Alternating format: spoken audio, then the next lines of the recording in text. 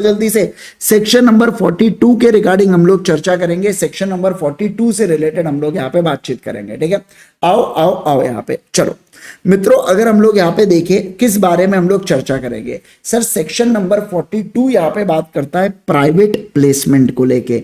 Private placement का मतलब होता है चोरी चोरी चुपके चुपके। क्या कहा मैंने, बोलो जल्दी से।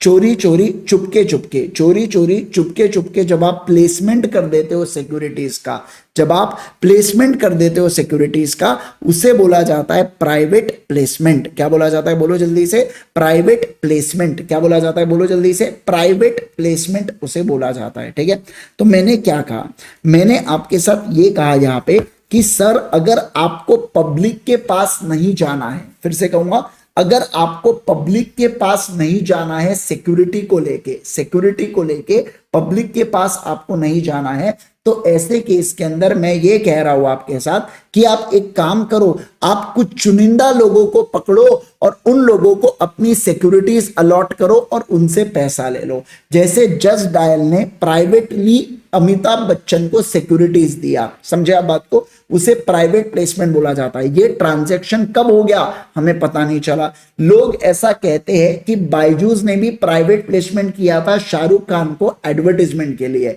मतलब उसको शाहरुख खान को पैसा नहीं मिला, उल्टा क्या दिया, शेयर्स दिया, प्राइवेटली प्लेस कर दिया शेयर्स को। समझे आप बात को। तो मैं कहूंगा आपके साथ ये क्या हुआ, प्राइवेट प्लेसमेंट के बारे में बात करता है। मतलब सर सिक्योरिटीज को प्राइवेटली यहाँ पे क्या करो, सिक्योरिटीज को प्राइवेटली यहाँ पे बात करो, समझे क्या। यस सर, देखिए यहाँ पे क्या, मैं अगर बात करूं तो देखिए कंपनी के बारे में बात करूंगा मैं।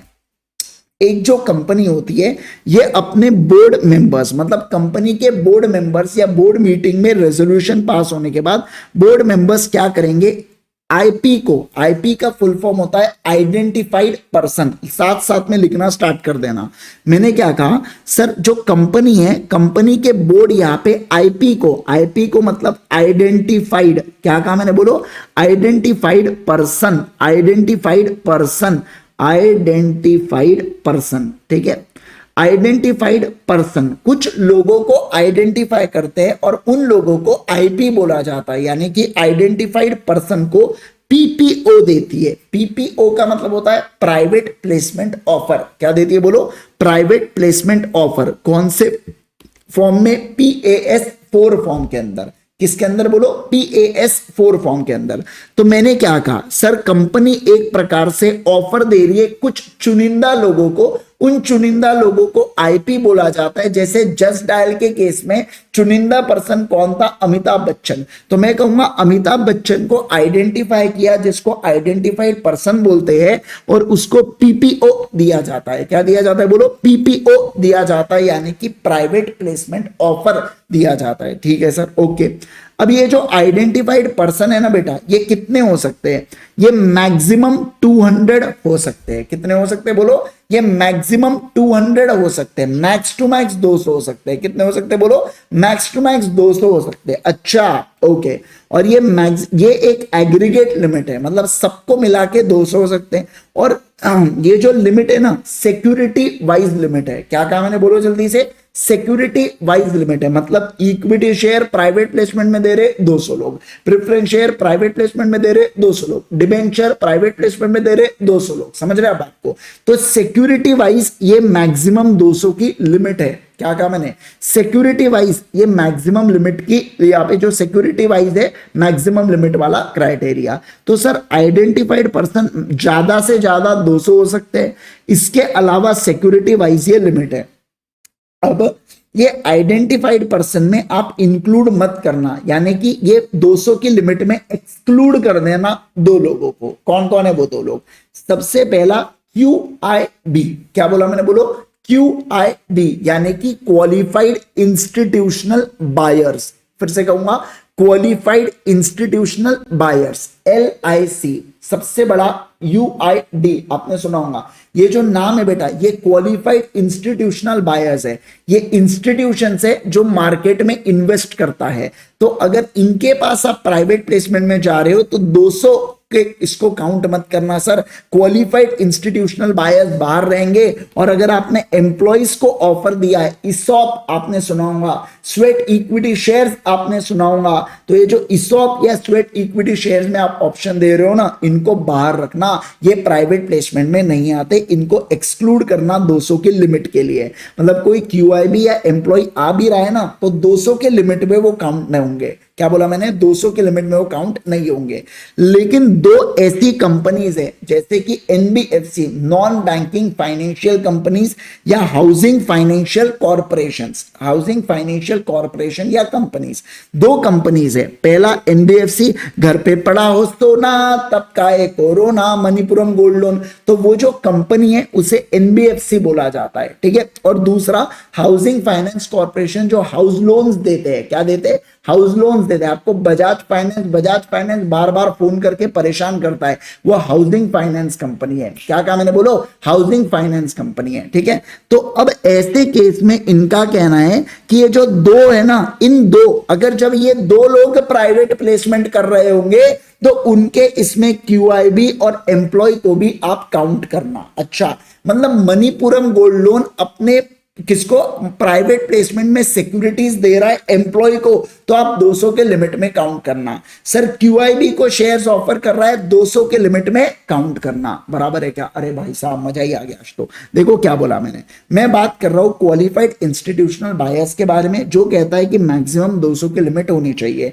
ये लिमिट सिक्योरिटी वाइज देखना है, यानी इक्विटी के लिए 200 की लिमिट, प्रेफरेंस के लिए 200 की लिमिट, डिबेंचर वालों के लिए 200 की लिमिट, ऐसे बात किया मैंने, ठीक है। फिर भी पूछते कि सर ये लिमिट उस सब मिला के 200 है क्या? जब सिक्योरिटी वाइज लिख दिया जान दो। लेकिन अब अगर मैं बात करूं एक्सक्लूड करेंगे, सर किसको एक्सक्लूड करेंगे 200 के लिमिट में? सर क्यूआईबी को एक्सक्लूड करेंगे और दूसरा एम्प्लॉय को एक्सक्लूड करेंगे। लेकिन आप इनको एक्सक्लूड मत करना, यानी कि 200 की लिमिट में इंक्लूड करना। कब? जब एनबीएफसी प्राइवेट प्लेसमेंट कर रहा है, या एचएफसी हाउसिंग फाइनेंस कंपनी या हाउसिंग फाइनेंस कॉर्पोरेशन अगर ये कर रहे हैं बेटा, तो बस मतलब आप इसको 200 के इसमें काउंट करेंगे क्या? बिल्कुल बिल्कुल काउंट करेंगे। बोलो जल्दी से, हाँ सर काउंट करेंगे करके। कम ऑन एवरीवन, जल्दी से बोलो, क्या पहला पॉइंट आपको समझ में आ गया है? क्या इतना पॉइंट क्लियर? क्या आपने इतना लिख लिया? बोलो फटाफट जल्दी से, क्या आपने इतना लिख लिया? यस। चलो अब देखो नेक्स्ट, सारे लोग ध्यान देंगे। देखिए क्या, NBFC non banking financial company, मेरे हिसाब से आपने पढ़ा है एनबीएफसी के बारे में, इससे पहले भी पढ़ा है आपने। चलो अब देखो, अब यहां पे फोकस ध्यान दो। देखो सर, देखो जिस दिन आपका बोर्ड रेजोल्यूशन पास होता है, मैंने आपको बताया कि कंपनी बोर्ड मीटिंग में यहां पे डिसीजन लेती है। क्या कहा मैंने? बोलो, बोर्ड मीटिंग में यहां पे डिसीजन लेती है कि अपने को आइडेंटिफाइड पर्संस को क्या देना है? प्राइवेट प्लेसमेंट करना है करके। तो जिस दिन आपकी बोर्ड मीटिंग हुई ना बेटा, आइडेंटिफाइड पर्संस को ढूंढने की, वहां से 30 दिन के अंदर आपने पीपीओ फॉर्म दे देना है। क्या देना है? बोलो, पीपीओ फॉर्म दे देना है। क्या दे देना है? बोलो, पीपीओ फॉर्म दे देना है। मतलब प्राइवेट प्लेसमेंट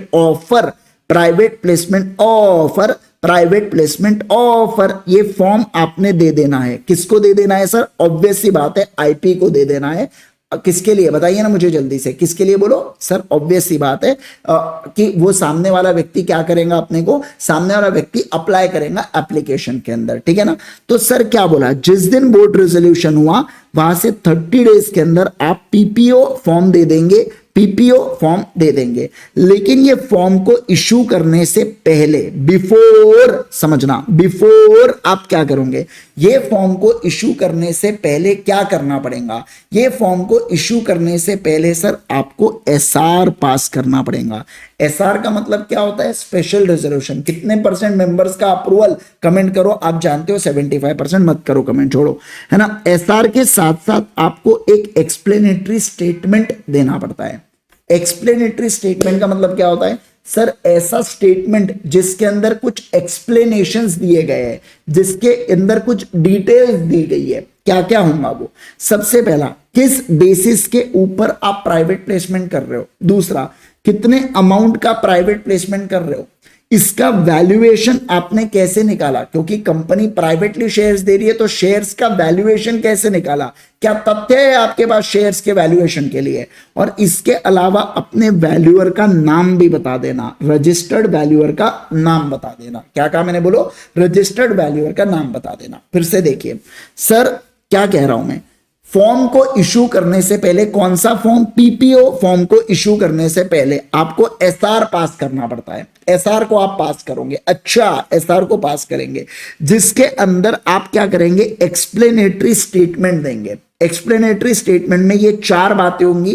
क्या बेसिस है आपका प्राइवेट प्लेसमेंट का, कितना अमाउंट आप ले रहे हो, वैल्यूएशन ऑफ शेयर्स, शेयर का वैल्यू कैसे निकाला, और वैल्यूअर का नाम क्या है। ये 4 बातें उसके अंदर होनी चाहिए, ठीक है।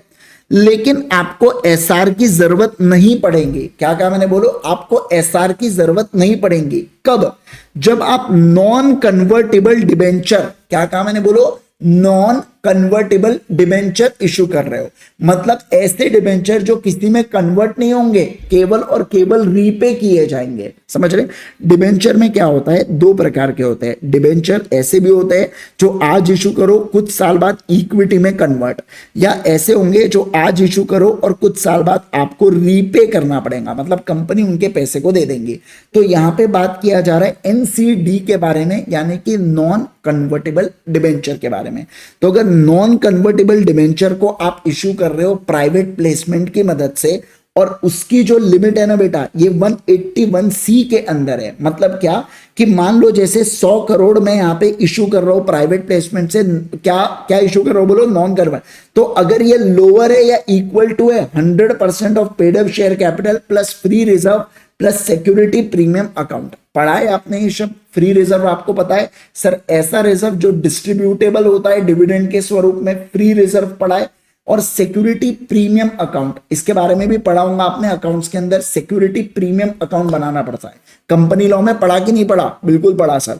तो अगर paid up share capital plus free reserve plus security premium account, इन सबको मिलाया और मान लो मेरे को 120 करोड़ रुपए मिला, ठीक है। तो नॉन कन्वर्टेबल डिबेंचर से अगर मैं 100 करोड़ रुपए इशू कर रहा हूं, मतलब 120 करोड़ से कम हुआ क्या, हाँ सर कम हुआ। तो अगर कम हुआ तो आपको एसआर की जरूरत नहीं पड़ती है। देखो मैंने क्या कहा, मैं फिर से रिपीट करता हूं, सारे लोग देखो, एसआर की जरूरत नहीं, कब नहीं पड़ेगी, पहला नॉन कन्वर्टेबल डिबेंचर होना चाहिए, दूसरा वो कम होना चाहिए 181C के लिमिट से, ठीक है। सर मुझे एक बात बताओ, नॉन कन्वर्टेबल के जगह इक्विटी इशू करता जो बाकी कंडीशन को सेटिस्फाई कर रहा है, क्या एसआर लगता, बिल्कुल लगता, क्योंकि एक्सेप्शन केवल और केवल एनसीडी को दिया है। तो एक्सेप्शन के मजे एनसीडी को लेने दो, बराबर ना, यस सर। तो एक्सेप्शन किसको दिया, एनसीडी को, तो मजे कौन लेगा, एनसीडी लेगा। एक्सेप्शन एनसीडी को, मजे भी लेगा एनसीडी, बात को आप ध्यान रखेंगे, समझे क्या, बोलो बोलो बोलो मुझे बात को, क्या आप लोग समझ रहे हो क्या, यस सर। तो बहुत भारी बात किया मैंने सर, एसआर के साथ एक्सप्लेनेटरी स्टेटमेंट में इंफॉर्मेशन, एसआर की जरूरत नहीं लगेगी, कब, जब नॉन कन्वर्टेबल डिबेंचर को इशू किया जा रहा है कितने से कम, 181C के लिमिट से कम, यानी कि 100% of paid up share capital plus free reserve plus security premium account से अगर आप कम करोगे तो ऐसे केस के अंदर सर यहां पे आपको जरूरत नहीं पड़ेगी एसआर की, मजा ही आ गया सर। उसके बाद देखिए क्या सर, मान लो अगर ज्यादा हुआ तो क्या, यानी कि सर अगर मैं एनसीडी एक्सीड कर रहा है 181C के लिमिट से, तो आपको 1 साल में, समझना, 1 साल में आपको एक ही एसआर लगेगा। क्या कह रहा हूं मैं, बोलो, 1 साल में एक ही एसआर लगेगा। इसको मैं समझाना चाहता हूं, देखो यहां पे ये है बेटा 1 साल का क्राइटेरिया, ये है 1 साल, सिर्फ समझो, सिर्फ और सिर्फ समझो। क्या सर 100 करोड़ मैं इशू करना चाहता हूं, 120 करोड़ बेटा क्या है, 120 करोड़ ये है, तो यहां पे एसआर की जरूरत नहीं है। सर मुझे एक बात बताओ सर, ये अगर यहां पे 130 करोड़ होता है ना, मतलब सर नॉन कन्वर्टेबल डिवेंचर से मैं 130 करोड़ रुपए इशू कर रहा हूं, जो 120 करोड़ से ज्यादा हुआ, 181C के लिमिट से ज्यादा हुआ, तो क्या बोला है कि 1 साल में अगर आपने पहले इसमें एसआर पास कर दिया तो 1 साल के अंदर आप यहां पे एनसीडी इशू करो, जो आपने 130 करोड़ का कर दिया, खत्म हो गई बात, बस मतलब एक एसआर से काम बन जाएगा। सर जब मैं अगला एनसीडी इशू कर रहा हूं प्राइवेट प्लेसमेंट से, मान लो 20 करोड़ रुपए का, मुझे एसआर पास करने की जरूरत नहीं। सर उसके बाद 100 करोड़ रुपए और कर रहा हूं, एनसीडी कर रहा हूं प्राइवेट प्लेसमेंट से, मुझे एसआर पास करने की कोई जरूरत नहीं। मतलब एक बार मैंने एसआर पास कर दिया, एनसीडी के लिए मुझे बार बार एसआर की जरूरत नहीं। 1 साल के लिए मुक्ति, समझे क्या बात को? अरे बोलो ना, 1 साल के लिए मुक्ति, 1 साल के लिए मुक्ति, 1 साल के लिए छूट, भैया अब कुछ नहीं करने की जरूरत है ना। ओके सर, आओ आओ आओ आओ, ध्यान दो क्या कहा मैंने, बोलो सर एक बार बस कर दिया तो once SR a year satisfaction हो जाता है क्या? बस सर सेटिस्फैक्शन। हा, बिल्कुल सही कहा राजशंकर, अनुभव Singh, amazing amazing amazing amazing, बहुत बढ़िया। चलो सर अब आगे बढ़ेंगे। अब देखो क्या है यहाँ पे, देखिए क्या, बोलिए जल्दी से, क्या आप लोग बात को समझ गए क्या? है ना, यस सर एकदम सिंपल सिंपल। क्यूआईबी का फुल फॉर्म क्या है यहाँ पे? क्यूआईबी का फुल फॉर्म है यहाँ पे क्वालिफाइड इंस्टीट्यूशनल बायर्स। जैसे यूटीआई है ना, unit trust of India, qualified institutional buyers है। एलआईसी क्वालिफाइड इंस्टीट्यूशनल बायर्स है। Insurance companies qualified institutional buyers है। ठीक है, आ जाइए। अब देखो, अब देखो, और एक और बोला सर, अगर आप क्यूआईबी को भी इशू कर रहे हो ना, अगर क्वालिफाइड इंस्टीट्यूशनल बायर्स को भी कर रहे हो, तो आपका एक बार से सेटिस्फाई हो जाता है क्या? बिल्कुल बिल्कुल हो जाता है। तो सर क्यूआईबी को प्राइवेट प्लेसमेंट करना है, क्या कहा मैंने, बोलो। क्यूआईबी को आप 200 के लिमिट में काउंट नहीं करते, लेकिन प्राइवेट प्लेसमेंट अगर आप कर रहे हो ना, तो आपको एक बार एसआर पास कर दिया, साल भर में किस्सा खत्म हो जाता है। सर कोई टेंशन की बात नहीं है इसके अंदर। एसपीए सिक्योरिटी प्रीमियम अकाउंट, ठीक है, और एफआर फ्री रिजर्व, ठीक है, आ जाइए। चलो समझे क्या? बोलो बोलो बोलो मुझे, क्या मैं बात को समझो क्या? आगे बढ़ो। Yes sir. अब देखो, क्वालिफाइड इंस्टीट्यूशनल बायर्स आपको एप्लीकेशन मनी देगा कंपनी को, जो सेपरेट बैंक अकाउंट में रखना पड़ेगा, जो अलॉटमेंट या रिफंड के लिए काम आता है। कुछ पढ़ाने की जरूरत है। सर मनी किससे दिया जाएगा? कैश में देंगे क्या? नहीं, चेक से और बैंकिंग चैनल से पैसा आएगा। लिख के रख देता हूं, कैश में नहीं देंगे। क्या कहा मैंने, बोलो, कैश में नहीं देंगे। जो करना है कर लो, कैश में नहीं देंगे। Okay sir. अब देखो सर, जिस दिन एप्लीकेशन मनी आया वहां से 60 दिन का आपको समय मिलता है। कितने दिन का आपको समय मिलता है? बोलो 60 दिन का आपको समय मिलता है। किसके लिए? अलॉटमेंट के लिए। अच्छा सर, एप्लीकेशन मनी आने से 60 दिन का समय मिलेगा आपको अलॉटमेंट करने के लिए। अब जब भी आप अलॉट करोगे तो रिटर्न ऑफ अलॉटमेंट करना, लेकिन रिटर्न ऑफ अलॉटमेंट यहां पे आपको 15 दिन के अंदर फाइल करना पड़ता। सर ओरिजिनली तो वहां तो 30 दिन हुआ करता था, वहां 30 दिन था क्योंकि लिस्ट लंबी चौड़ी थी बेटा, पब्लिक से ऑफर कर रहे थे, बहुत बड़ी लिस्ट थी। यहां पे उतनी बड़ी लिस्ट थोड़ी है, तो यहाँ पे लिस्ट भी लिमिटेड है, लिस्ट भी छोटी है। तो ऐसे केस में 15 दिन में हमने बहुत आपको समय दे दिया। बहुत ज्यादा हो रहा है 15 दिन में, पर चांदो आप मुन्ना हो, रखो, मुन्ना है तू, रख, है ना। तो 15 दिन का समय यहाँ पे दे दिया, और 15 दिन के अंदर रिटर्न ऑफ अलॉटमेंट आप किसको दोगे? आरओसी को दोगे। बताने की जरूरत है नहीं, सब जानना है इसको, आरओसी को, है ना। आ जाइए 60 दिन में। सर मान लो 60 दिन में आपने अलॉटमेंट नहीं कर पाए, 15 दिन के अंदर रिफंड कर देना, और रिफंड में डिफॉल्ट किया तो 12% का ब्याज लगेगा। 15% वहां पड़ा था, यहां 12% आ चुका है। ठीक है, मैंने बताया ना आपको आज एक 12% बढ़ाऊंगा, तो 12% का आपको ब्याज लगेगा। क्या? बिल्कुल बिल्कुल 12% का ब्याज लगेगा। देखो फिर सेम पॉइंट्स है। सर एप्लीकेशन से 60 दिन में अलॉटमेंट, ये तो अपने को पता है। रिटर्न ऑफ अलॉटमेंट 15 दिन के अंदर कर देना, नहीं किया तो रिफंड करना पड़ेगा अगले 15 दिनों में, 12% का ब्याज। मान लो सर ये ब्याज कब से लगेगा? 61st डे से ब्याज लगेगा। क्या बोला मैंने? बोलो 61st डे से ब्याज लगेगा। 61st डे से ब्याज लगेगा। मतलब सर अगर मैंने 16वें दिन यहां पे पेमेंट किया तो समझ लो 16वां दिन का ब्याज, 16 दिन का ब्याज लग गया। सर यहां से 17 दिन पे मैंने पेमेंट किया तो मैं कहूंगा 17 दिन का ब्याज लग गया करके। समझे क्या बात को? अरे बोलो ना जल्दी से, कंसेप्ट को समझ रहे हो क्या? है ना। Yes sir. आइए उसके बाद देखो कुछ एक्स्ट्रा पॉइंट्स है बेटा, जैसे कि आपको कोई भी पब्लिक को आप इन्वॉल्व नहीं करोगे, फिर कोई भी फ्रेश ऑफर आप नहीं दे सकते। ये थोड़ा सा इंपॉर्टेंट है। देखो आप प्राइवेट प्लेसमेंट कर रहे हो, तो जब तक ये प्राइवेट प्लेसमेंट कंप्लीट या विड्रॉ नहीं हो जाता, आप नया प्राइवेट प्लेसमेंट नहीं कर सकते। ठीक है ना, आप नया प्राइवेट प्लेसमेंट नहीं कर सकते। न्यू प्राइवेट प्लेसमेंट कंप्लीट या विड्रॉ होने के बाद आप कर सकते हो। क्या कहा मैंने? बोलो जब तक ये प्राइवेट प्लेसमेंट चल रहा है नया प्राइवेट प्लेसमेंट मत करियो। एक बार ये कंप्लीट हो गया उसके बाद आप नया प्राइवेट प्लेसमेंट कर सकते हो सर। अब देखो अगर पीपी प्राइवेट प्लेसमेंट में 200 की लिमिट है, अगर 200 के आइडेंटिफाइड पर्सन की लिमिट है सर, इससे ऊपर लोग जा रहे हैं तो इसे डीम्ड पब्लिक ऑफर बोला जाता है। क्या बोला जाता है बोलो? डीम्ड पब्लिक ऑफर बोला जाता है। ये कुछ इसके एक्स्ट्रा पॉइंट्स है जो मैंने आपको पढ़ा दिया, एक बार गो थ्रू कर लो उसके बाद फिर मैं आगे बढ़ता हूं।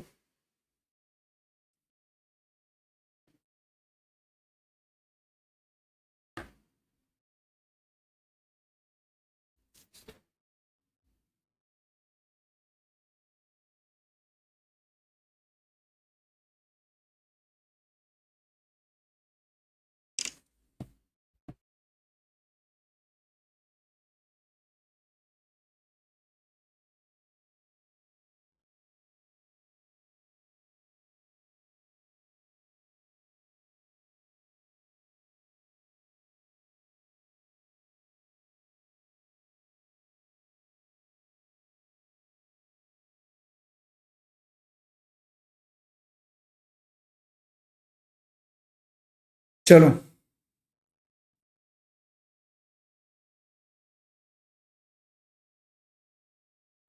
देख लो। क्या नहीं समझा गौरव इसमें? मैंने बोला ना प्राइवेट प्लेसमेंट 200 लोगों को ही दिया जा सकता है, उससे ऊपर अगर आप चले गए तो इसे डीम्ड पब्लिक ऑफर बोला जाता है। ठीक है, हाँ चलो। कुछ नहीं, मनी आपको जो मिलेगा ये चेक या बैंकिंग चैनल से मिलेगा, कैश में नहीं मिलेगा, ऐसा लिखा है यहाँ पे, चेक एंड बैंकिंग चैनल।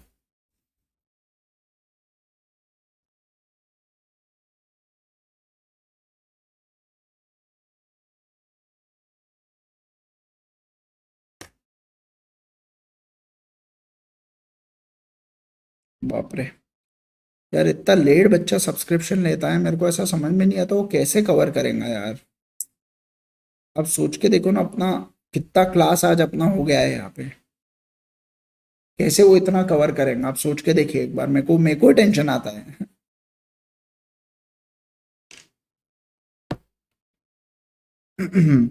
चलो देख लो यहाँ पे, ये देख लो किसको लिखना है तो लिख लो, इसको भी थोड़ा छोटा करके फुल कर देता हूँ इसको, फुल स्क्रीन। ये लो।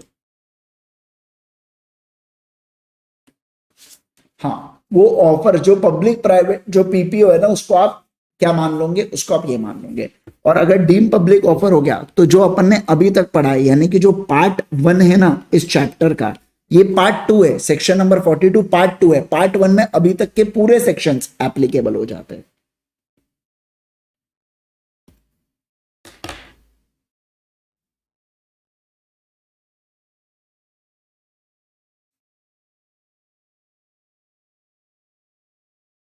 बात सिंगल ग्रुप और डबल ग्रुप की है ही नहीं बेटा। हाँ, आप सोच के देखो इतने लेट वो ज्वाइन, मेरा ऐसा कहना है कि जब आपको पता है कि आपको पढ़ना है, जब आपको पता है कि आपको इनसे ही समझता है, तो एक बार पहले ही ज्वाइन कर लो ना। क्या होता है, मेरे को एक चीज ऐसा लगता है कि इंटरमीडिएट के अंदर बच्चे को कैसा है, जब वो फाउंडेशन पास होता है ना, समझो आप बात को, फाउंडेशन जब वो पास होता है ना तो उसको ऐसा लगता है कि मतलब भाई अपने को अब कुछ मतलब पता नहीं उसको क्या होता है, कुछ तो भी अलग ही करना है। फिर वो कुछ तो भी करता है, फिर उसके बाद वो चीजें उसको जमती नहीं है, फिर वो पूरे ओल्ड फैकल्टीज के पास स्विच होता है। ऐसा हमने कितने बार केसेस देख लिया आज तक, मैं क्या बताऊँ अब आपको। पर ठीक है, वो समय हम बोल नहीं सकते, वो समय बोला तो वो बोलेगा कुछ तो भी तुम अपने इसलिए कर रहे करके। अरे भाई साहब क्या बोले अब, चलो जान दो, खैर। चलो हो गया, क्या आप करें? ये लो एक्स्ट्रा पॉइंट लो।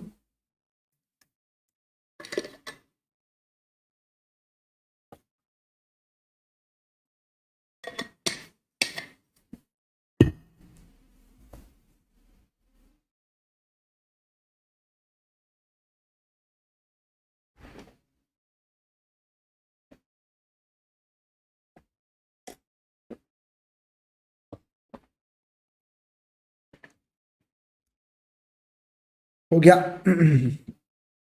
बोलो डन है, तो मैं आगे चलता हूँ।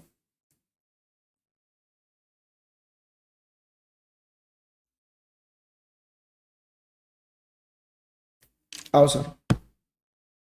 अरे कुछ नहीं बेटा, देखो लास्ट में क्या बोला है कि जो प्राइवेट प्लेसमेंट है ये 200 लोगों तक ही किया जा सकता है ना। अगर मानो मैंने 200 से ज्यादा आइडेंटिफाइड पर्संस को ये ऑफर दे दिया ना, तो इसे डीम पब्लिक ऑफर मान लेना, और पार्ट 1 जो अपन ने आज तक पढ़ा है प्रोस्पेक्टस और ये जितने भी तामझाम थे वो सबके सब उसके ऊपर एप्लीकेबल हो जाए। ठीक है ना। आओ चलो, आज अकाउंट्स की क्लास नहीं हुई ना आपकी, तो क्या ब्रेक चाहिए रे तुमको, कुछ भी बातें करते। चलो आओ इसको रीड कराता हूं मैं आपको। आपको चाहिए तो मैं शाम में भी क्लास ले सकता, मेरे को कोई प्रॉब्लम नहीं है। नया चैप्टर चालू कर देंगे आज अपन, आज शाम में और कल शाम में नया चैप्टर करा दे क्या, आप बोलो जल्दी से। यूनिट 8 अपना हो भी सकता है चैप्टर 8 हो जाए अपना आज शाम में, कल सुबह और कल शाम में। अगर ये 3 दिन देखेंगे तो चैप्टर 8 कवर करवा सकता हूं मैं आपको। आप बोलो अगर आप देते होंगे तो। फिर बेटा छुट्टी है आपको, सैटरडे छुट्टी मिल रही है ना आपको फिर। हाँ अच्छा, मैं पहले ही बता रहा हूं, मंडे को बेटा मेरा शाम का क्लास 6:30 से 8:30 रहने वाला है। हाँ मैं पहले ही आपको बता दूं, क्योंकि सुबह क्लास नहीं है तो शाम में 2 घंटे का क्लास रहेगा। मेरे को टन टन फन फन नहीं चाहिए, दिन भर पढ़ा ना आधा पढ़ा ना अभी नहीं पढ़ा। ठीक है, पहले ही बता रहा हूं मैं आपको, ये समझे क्या आप बात को। हाँ ठीक है, चलो चलो चलो चलो सर, आओ आओ आओ सर, आ जाइए यहाँ पे, ध्यान देंगे। मजाक कर रहा हूँ, नहीं ले रहा हूँ बेटा क्लास। कल सुबह में क्लास लूंगा रिवीजन, कल का रिवीजन वाईटी पे लूंगा मैं, है ना। खत्म, नया आप चालू नहीं करेंगे। अब फिर एक बार अपना फिर से मंडे से जब क्लास आए शाम में तब अपन करेंगे उसको, ठीक है ना। चलो ठीक है, चलिए मैं मंडे के बारे में आपको बता देता हूँ। देखो अभी सुन लो, अच्छा अभी सुन लो ना, फ्राइडे के बारे में। आज शाम में अपना कोई क्लास नहीं है, फ्राइडे के बारे में बात कर रहा हूँ, यानी कल 15 मार्च। कब होगा? कल अपना क्लास होगा 11:30 को। कहाँ पे होगा? वाईटी के ऊपर होगा, ठीक है। सैटरडे को कोई क्लास नहीं है, संडे को कोई क्लास नहीं है, और जो मंडे का क्लास होगा ये आपका क्लास 6:30 से कब तक होगा? 8:30 तक होगा, ठीक है। 6:30 से 8:30, समझे क्या आप बात को? बोलो बोलो बोलो मुझे जल्दी से, क्या आप इस बात को समझे, है ना। चलिए सर, ये आपका शेड्यूल रहने वाला है। एक चीज का ध्यान रखना, संडे को आपका क्या है बेटा? टेस्ट है। कौन से चैप्टर का? चैप्टर 2 का आपका टेस्ट है, इनकॉर्पोरेशन ऑफ कंपनी का, ठीक है ना। 10 बजे मैं टेस्ट पेपर शेयर कर दूंगा, आप वहां पे बढ़िया से कर लेना उसको, ठीक है। चलो समझे क्या? बोलो बोलो बोलो मेरे को जल्दी से, है ना। ठीक है, चलिए सर आगे बढ़ू मैं यहाँ पे, बोलो जल्दी से, क्या मैं यहाँ पे आगे बढ़ू क्या, है ना। यस सर, चलो चले आओ सर, अब इसको देखना चालू करेंगे। देखिए कौन सा मेरा और तेजस सर का, हम दोनों का क्लास नहीं रहेगा सुबह का, ठीक है ना। शाम में बेटा 6:30 PM ना, है ना। देखो प्रोविजंस के बारे में बात करेंगे। Provision relating to private placement are contained in part 2 of chapter 3 of the act, which consist only one section, that is 42, section number 42, जो किसके बारे में बात करता है? बोलो सर, जो बात करते हैं यहाँ पे issue of shares on private placement basis. Monday को भी मॉर्निंग में, मंडे को मॉर्निंग में तो नहीं है ना मेरा क्लास, तेजस सर का मेरे को पता नहीं, मेरा 6:30 PM को क्लास है, इतना मेरे को पता है, ठीक है ना। चलो सर आओ। A company may make a private placement of securities subject to the provision of section 42 in supplement with those with rule 14। तो मैं कहूंगा 42 along with rule 14 यहाँ पे आने वाला है, जो यहाँ पे बात करता है, ठीक है ना। यस सर, चलिए आ जाओ। अब प्राइवेट प्लेसमेंट का क्या मतलब है सर, बताइए प्राइवेट प्लेसमेंट का क्या मतलब है यहाँ पे? आ जाओ आ जाओ आ जाओ, ठीक है, आ जाओ दोस्तों, ध्यान दो। यहाँ पे सर बात की जा रही है कौन सी चीज को? सर बात की जा रही है यहाँ पे, है ना, आ जाओ यहाँ पे, मीनिंग ऑफ प्राइवेट प्लेसमेंट के बारे में। किसके बारे में? बोलो, meaning of private placement. Sir मैं क्लास में हूं, मैं आपको थोड़ा 15-20 मिनट से फोन करता हूं, है ना। हाँ ओके सर। हाँ तो देखो क्या मीनिंग ऑफ प्राइवेट प्लेसमेंट के बारे में चर्चा करेंगे। मीनिंग ऑफ प्राइवेट प्लेसमेंट क्या कहता है? Private placement means any offer और इन्विटेशन टू सब्सक्राइब या issue of securities to a selected group of person. अरे रे रे रे, बहुत बढ़िया। देखो क्या क्या बोला? कोई भी ऑफर या इन्विटेशन टू सब्सक्राइब, सभी लोग देखो, ऑफर या invitation to subscribe to the securities to a selected group of person by company. मतलब company selected group of person को, company selected group of person को क्या करती है बेटा? यहाँ पे अप्लाई करती है थ्रू प्राइवेट प्लेसमेंट या ऑफर कम एप्लीकेशन के साथ। Okay sir, private placement offer cum application, है ना, ठीक है सर, PPO CA करके, ठीक है। ओके अब देखो उसके बाद offer to be made only to selected group, देखिए यहाँ पे private placement shall be made to a selected group of not more than 200 person in a financial year, एक फाइनेंशियल ईयर में, who have identified by the board after passing SR in this regard, मतलब SR pass होगा और फिर identify board करेंगी, इसलिए identified इसे बोला जाता है आईपी, यानी कि आइडेंटिफाइड पर्सन। चलो और आगे, note this group of person is referred as identified person, while computing limit of 200 exclude करो QIB को, qualified institutional buyers को, या employees of the company जिसको आपने ESOP दिया है सर। उसके बाद देखो, the term qualified institutional buyer means qualified institutional buyer as defined in SEBI, okay. उसके बाद ये ओरिजिनली कंटेन्स, देखिए सेक्शन 42(2) ओरिजिनली कंटेन्स 50 और सच हायर नंबर एज में बी प्रिस्क्राइब, मतलब क्या वैसे बोला गया था आइडेंटिफाइड, जब ओरिजिनली लॉ बना तो 50 और एज और हायर नंबर एज में भी प्रिस्क्राइब, तो बाद में इन्होंने 200 की लिमिट को प्रिस्क्राइब किया, ठीक है। देखो, since rule 14(2) prescribes an offer or invitation to subscribe securities under private placement shall not be made to a person to more than 200 in aggregate financial year. Hence limit of identified person shall be 200. कितनी limit होंगी बोलो जल्दी से मुझे, 200 के बारे में बात करेंगे यहाँ पे, ठीक है ना। यस सर, ये मुझे नहीं पता, मेरी सुबह क्लास नहीं है लॉ की मंडे की, मैं मेरे बारे में बात करो, मेरी सीधा शाम में, ठीक है। मुझे सुबह कुछ काम है इसलिए मेरी क्लास शाम में है मंडे को, ठीक है। आओ, the aforesaid restriction would be reckoned individually for each kind of security. जे जो रहे ना ऊपर, ये each kind of security के लिए, यानी कि इक्विटी के लिए अलग, प्रेफरेंस के लिए अलग, डिवेंचर के लिए अलग, ओके। अब देखो, non banking financial companies NBFC which are registered with RBI and housing finance companies HFC are registered with national housing banks if they are complying with the restrictions made by RBI और national housing bank in respect of the offer या invitation, then they did not to comply with rule 14। मतलब बोल के रखा है कि NBFC और HFC को ये जो रूल 2 है ना, रूल समझना, ये रूल का जो सेकंड वाला पॉइंट है ना, इसको क्या करना पड़ेगा, इसको बेटा यहाँ पे डिड नॉट कंप्लाई, मतलब कि इनको काउंट करना पड़ेगा, समझे क्या आप बात को, इनको काउंट करना पड़ेगा। मतलब ऐसा लिखो, QIB and employee shall be counted, मजा ही आ गया, बहुत ही जहरीला।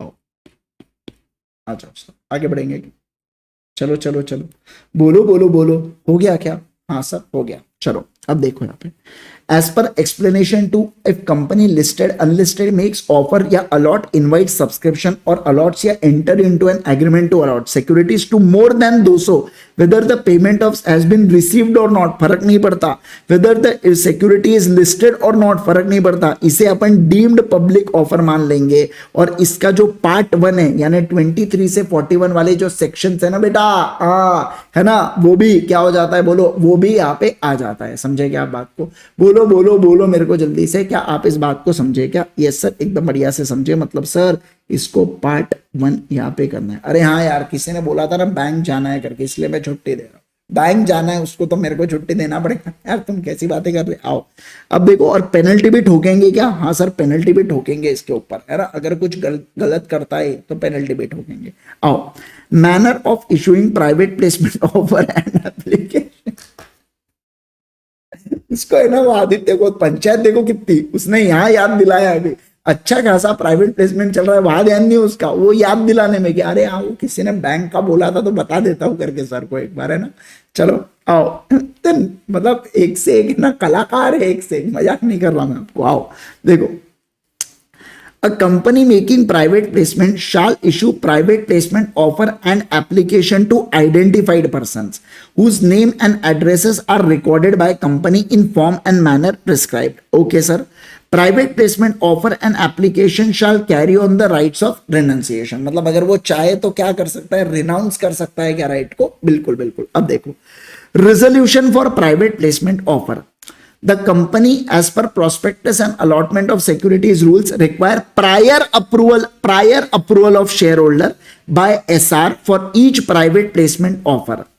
और उसके explanatory statement में क्या होगा, particulars of offer including date of passing SR, कौन सी काइंड ऑफ सिक्योरिटी है, बेसिस या जस्टिफिकेशन क्या है प्राइस का, या अगर प्रीमियम चार्ज कर रहे हैं तो नेम एंड एड्रेस क्या है वैल्यूअर का, कितना अमाउंट कंपनी रेस कर रही है, और कुछ मटेरियल टर्म्स है क्या सिक्योरिटीज या कोई भी प्रपोज शेड्यूल का, या पर्पसेस या ऑब्जेक्ट या कोई भी कंट्रीब्यूशन जो प्रमोटर ने किया, ऐसा कुछ तो भी बाहरी वाला पॉइंट यहाँ पे है क्या, उसके बारे में यहाँ पे बातचीत कर रहे हैं। ठीक है ना। चलो सर अब देखो यहाँ पे students are advised to take a note certain exception to the rule above. Board resolution under shall be adequate in case of offer for non-convertible debenture. NCD के लिए बोला SR की जरूरत नहीं है, यानी कि BR से ही काम चल जाएगा। ठीक है। Where proposed amount does not exceed 181C. But if the amount of said limit is sufficient to pass, तो previous SR only once in a year लगेगा। मतलब अगर अमाउंट ऊपर जा रहा है ना एनसीडी के, तो एक बार साल भर में एसआर कर दूंगे, बाद बन जाएंगी क्या, बिल्कुल। इवन देखो सिक्योरिटीज अगर आप क्यूआईबी को दे रहे हो ना, तो एक बार एसआर पास कर लोगे तो भी बात बन जाएंगी क्या, बिल्कुल बन जाएंगी। क्या मेरे नोट्स में सारी चीजें हैं, बोलो मेरे को जल्दी से, क्या अपन ने नोट्स के अंदर ये सारी चीजें पढ़े क्या अभी तक की, पूरी चीजें कवर्ड है, 100% कवर्ड है, ज्यादा अच्छे से। 5 पेजेस को अपन ने 1.5 पेज में समअप करके रख दिया है पूरा। मैं बता रहा हूं आपको, जिसको नोट्स का छप गया ना बेटा माइंड में, आप बार बार नोट्स से पढ़ोगे ना, माइंड में वो रजिस्टर्ड हो जाएगा आपके, फिर आप देखो क्या मजा आता है आपको पढ़ने में। आओ फिर उसके बाद देखिए, filing of resolution with registrar. Copy of resolution passed above shall be moved to registrar prior to the issue of offer of letter. अब ये जो कॉपी है ना अपना रेजोल्यूशन की है, अपन किसको भेजेंगे, आरओसी को भेजेंगे। बोलो किसको भेजेंगे, आरओसी को भेजेंगे। अब देखो यहाँ पे अब बोला जा रहा है कि जो फेमा के रूल्स है उसको कंप्लाई कर लेना। ठीक है, आ जाओ आ जाओ आ जाओ, सारे लोग ध्यान दो यहाँ पे। The proviso stated that when company makes an offer और invitation to subscribe securities, no offer or invitation of any security shall be made to any body, to a body corporate incorporated in a national or a country on shares which shares a land border with India unless such body corporate has obtained government करके। मतलब क्या बोला जा रहा है sir, कोई भी समझिए, ये जो कंपनी है ना जो ऑफर कर रही है बेटा, तो ये पीपीओ नहीं कर सकती, यानी कि प्राइवेट प्लेसमेंट नहीं कर सकती। किसको, ऐसे कंट्री के लोगों को जो लैंड बॉर्डर शेयर करता है अपने साथ, जैसे कि पाकिस्तान हुआ, जैसे कि चाइना हुआ, जैसे कि यहाँ पे श्रीलंका हुआ, जैसे कि भूटान हुआ, जैसे कि नेपाल हुआ। समझ रहे क्या आप बात को। तो ऐसे केस के अंदर, और एक और जगह एक और कोई तो भी है, तो इन लोगों के साथ हमने क्या कहा सर, इन ये देखो China, Bhutan, Nepal, Pakistan, Bangladesh and Myanmar. हाँ म्यांमार, तो इनके साथ क्या बोला सर यहाँ पे, अच्छा श्रीलंका नहीं बोला, श्रीलंका इंडिया का, इंडिया में ही बना लिया उसको। ठीक है, आओ तो ऐसे केस में इनका क्या कहना है, इनका ये कहना है बेटा कि इनके साथ आप पीपीओ अगर करना चाहते हो ना, अगर आप पीपीओ करना चाहते हो ना, तो मैं कहूंगा आपको गवर्नमेंट का अप्रूवल लगना पड़ेगा फेमा से। किसका बोलो, गवर्नमेंट का अप्रूवल लगना पड़ेगा फेमा से। क्या आप बात को समझे, बोलो बोलो बोलो मेरे को जल्दी से। यस सर, एकदम बढ़िया से अपन लोग यहाँ पे समझेंगे, है ना। रुचि कह रहा है सर रिकॉर्डिंग जल्दी अपलोड करवा दो। ओके, रिकॉर्डिंग जल्दी से अपलोड करवा दूंगा पक्का। आ जाइए, एप्लीकेशन फॉर्म देखो क्या कह रहा है। प्राइवेट प्लेसमेंट को आपको क्या करना पड़ेगा, PS4 के अंदर इशू करना, सीरियली नंबर रखना, address specifically to a person जिसको आप ऑफर दे रहे हो, राइटिंग या इलेक्ट्रॉनिक मोड में देना, 30 दिन के अंदर दे देना, जब से आपका ये 44(2) का कंप्लायंस कर रहे हो करके। ठीक है, अब देखो, no person shall show address shall be allowed to apply. मतलब सर जिसको दिया है ना मैंने ऑफर, वही अप्लाई कर सकता है। Application not conforming to this condition, उसको इनवैलिड बोल दिया जाता है। ये कंप्लीट रिकॉर्ड्स आप प्राइवेट प्लेसमेंट के मेंटेन करोगे PAS5 के अंदर। किसके अंदर बोलो, PS5 के अंदर। Not so important, manner of prescribing to private placement issue. आ जाओ सर, किस तरीके से यहाँ पे प्रिस्क्राइब किया जा रहा है, आओ पढ़ेंगे सर, ध्यान दो यहाँ पे। A person who is identified and provided with private placement application, if willing to subscribe securities in private placement, may apply to same letter along with the subscription money। भैया अपने को तो क्या चाहिए, अपने को पिस्सा चाहिए। बोलो क्या चाहिए, पिस्सा चाहिए। ओके, अब देखो सब्सक्रिप्शन मनी आप चेक या डिमांड ड्राफ्ट या कोई भी बैंकिंग चैनल से भिजवा सकते हैं, लेकिन कैश नहीं लगेंगी। कैश मत देना, ब्लैक मनी नहीं चाहिए हमको। इसके अलावा और देखो, कंपनी जो है बेटा ये क्या करेंगे, payment shall be made to bank account, जो सब्सक्राइब कर रही है shall keep the record of bank account. अगर मान लो कल चल के जहां से सब्सक्रिप्शन आया है ना, वो बैंक अकाउंट की डिटेल्स रखना। अगर कल चल के रिफंड की बारी आई तो उसी बैंक अकाउंट में कर देंगे अपन लोग, है ना। यस सर, अब देखो क्या, stated above in case of joint holder या मनी है जो payable on subscription to securities है, it shall be paid from bank account in whose name appears first in the application. मान लो जॉइंट होल्डर है और पैसा वापस करने की बारी आ रही है, तो ए और बी ऐसा नाम लिखा गया है, ठीक है ना, तो ए का नाम ऊपर है तो ए को पे कर देना। किसको पे कर देना? ऊपर वाले नाम को पे कर देना। इसको आप यूटिलाइज कर सकते हो केवल अलॉटमेंट के लिए बेटा, है ना, इसके अलावा आप और यूटिलाइज नहीं कर सकते। ये इलस्ट्रेशन बाद में पढ़ेंगे। लिमिट ऑन फ्रेश ऑफर, आप फ्रेश ऑफर को इशू नहीं कर सकते कब तक? अनलेस अलॉटमेंट आप इसका कर नहीं देते, है ना, और with respect to earlier have been complete और इनविटेशन हैव बीन कंप्लीटेड, या इनविटेशन कंप्लीट नहीं होता या आपने इसको विड्रॉ नहीं कर देते। तो जब तक अलॉटमेंट या विड्रॉ नहीं हो जाता ना, तो मैं कहूंगा सर आप नया आप फ्रेश ऑफर दे सकते हो क्या? नहीं दे सकते, ठीक है सर। टाइम लिमिट देखो क्या होता है, 60 डेज के अंतर्गत आपको अलॉट करना पड़ेगा सिक्योरिटीज को। सर मान लो 60 डेज में फेल हुए तो 15 दिन के अंदर अपने को मनी को रिटर्न करना पड़ेगा, रीपेमेंट करना पड़ेगा। और अगर इसमें फेल हो गए ना तो 12% का ब्याज लगेगा। कौन से डे से? 61st डे से 12% का ब्याज लगेगा। देखो 61st डे से 12% का ब्याज लगेगा। पढ़ो यहां पे। उसके बाद it is provided that money received on application under this section shall be kept in separate bank account with the scheduled bank। और इसको आप यूटिलाइज नहीं करोगे, केवल दो ही चीज के लिए करोगे, एक तो अलॉटमेंट या रीपेमेंट के लिए। सेम है क्या? सेम बट डिफरेंट, मतलब डिफरेंट सेक्शन में, ठीक है। आ जाइए। Prohibition on public advertisement, company general public में चिल्ला के जोर से स्कीम बता दे, ऐसा कर सकती है क्या? नहीं सर, कंपनी कोई भी पब्लिक ऑफर की एडवर्टाइजमेंट या मीडिया में जाके नहीं बताएंगी, मैं आपको पहले ही बता दे रहा हूं, ठीक है। फिर रिटर्न ऑफ अलॉटमेंट आप यहाँ पे फाइल करोगे क्या सर? हाँ sir, return of allotment file किया जाएगा। देखो PS3 में रिटर्न ऑफ अलॉटमेंट आपको रजिस्ट्रार को देना पड़ता है, 15 दिन के अंदर रिटर्न ऑफ अलॉटमेंट देना पड़ता है, जिसमें आप नाम, पैन नंबर, ईमेल आईडी बताओगे, कौन सी क्लास ऑफ सिक्योरिटी है यानी कि इक्विटी या प्रेफरेंस है, डेट ऑफ अलॉटमेंट क्या है और कितने नंबर ऑफ सिक्योरिटी, वैल्यू और अमाउंट पेड कितना है, उसके बारे में ये पूरी डिटेल्स देते हो आप PS फॉर्म के अंदर। सर डिफॉल्ट इन फाइलिंग, अगर अलॉटमेंट का यहाँ पे आता है तो यहाँ पे आपको क्या लगने वाली है? पेनल्टी लगने वाली है 1000 रुपए प्रतिदिन की, और जो कितनी जाएंगी बेटा? 25 लाख रुपए तक जाएंगे। मतलब 1000 रुपए प्रतिदिन की पेनल्टी लगेंगी अप टू 25 लाख रुपए। और किसको लगेंगी? कंपनी प्रमोटर्स, डायरेक्टर्स को, ठीक है। ओके सर, अब ये पनिशमेंट फॉर कॉन्ट्रामेशन, आप कुछ भी गड़बड़ करते हो तो इतनी पेनल्टी आपको लगने वाली है। एक बार पढ़ लो इसको, आराम से पढ़ लो आप इसको, फटाफट पढ़ लो इसको। सो आप सभी लोगों को हमारा ये वीडियो बढ़िया तरीके से पसंद आ गया और सारे कंसेप्ट्स आपको बढ़िया से समझ में आए हो। जाने से पहले मैं इतना कहना चाहता हूं कि अगर आप हमसे स्ट्रक्चर्ड तरीके से पढ़ना चाहते हैं, ज्यादा बेहतरीन तरीके से पढ़ना चाहते हैं, तो आप अल्टीमेट सीए का सब्सक्रिप्शन ले सकते हैं। जी हाँ, यहाँ पे आपको गेट स्टार्टेड पे क्लिक करना है, उसके बाद सीए इंटरमीडिएट न्यू सिलेबस पे जाइएगा। आप यहाँ पे देख सकते हैं कि आप फुल कोर्स की बैच भी एक्सेस कर सकते हैं, जिसके अंदर मैं आपको लॉ और ऑडिट पढ़ाता हूँ।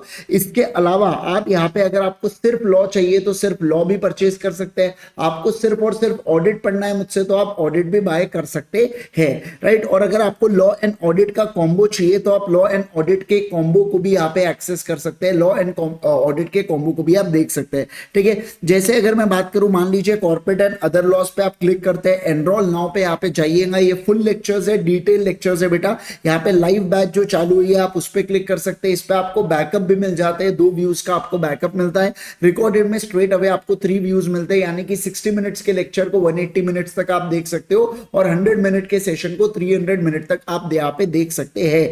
9 मंथ्स एंड 3 व्यूज होता है, विद बुक्स ऑप्शन यहाँ पे आता है। अब यहाँ पे 2 चीजें, एक आप हमारी पुरानी बैच जिसमें आपको 100% लेक्चर्स एक साथ मिल जाएंगे, और दूसरा ये हमारी नई वाली बैच है जहां पे रोज रोज लेक्चर अपलोड होते हैं। सुबह लेक्चर होता है, शाम में या अगले दिन तक वो लेक्चर ड्राइव के ऊपर अपलोड कर दिया जाता है। उसके बाद आप यहाँ पे ऐड टू कार्ड कीजिएगा एंड देन फिर यहाँ पे आप पेमेंट कर सकते हैं, राइट। तो ये होता है पूरा प्रोसीजर। प्लीज यहाँ पे अपने एड्रेस को सही तरीके से डालिएगा, पिन कोड सही तरीके से डालिएगा, ताकि जल्द से जल्द हम आपको बुक्स भिजवा सके। 3 कॉपीज आपको मिलती है, 2 मॉड्यूल और एक कलर बुक, आपको एक क्वेश्चन बैंक, दोनों 2 मॉड्यूल्स दोनों कलर वाली होती है, और तीसरी आपको यहाँ पे क्वेश्चन बैंक मिलती है, right. Section wise question bank होती है, हर एक सेक्शन के ऊपर अलग अलग वहां पे क्या दिए जाते हैं, हर एक सेक्शन के ऊपर अलग अलग चीजें यहाँ पे अलग अलग क्वेश्चंस उसके अंदर दिए दिए रखे हैं। तो होप सो वीडियो आप लोगों के लिए आपको पसंद आई हो। Till then thank you so much once again everyone, bye bye.